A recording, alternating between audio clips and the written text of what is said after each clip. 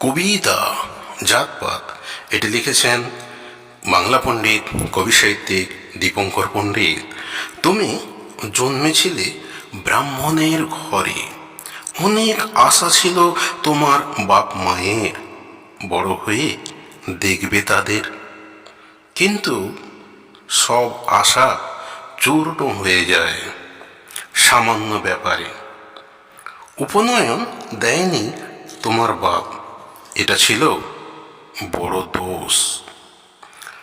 তুমি ছিটকে গেলে অন্য পথে, হারিয়ে ফেললে নিজেকে, সমাজ থেকে সরে গেল অনেকটা তফাতে।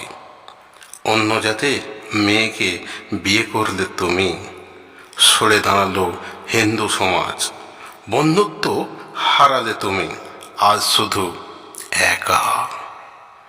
আঙুল তুলে দেখায় বারে বারে ওই ছেলেটি জাতপাত মানে না, অবহেলা করে মানুষের সৃষ্টি মন গড়া নতুন সমাজকে। চেয়েছিল সুখী হতে অন্য সংস্কারে, কিন্তু পারে না, অর্থ সংকট গ্রাস করে তাকে। আশ্রয় নিতে হয় পথ মাঝে, ভবঘুরে এ জীবন। নীল আকাশের তলে শুধু ভাবে একা, যৌবনই মানুষের বড় শত্রু।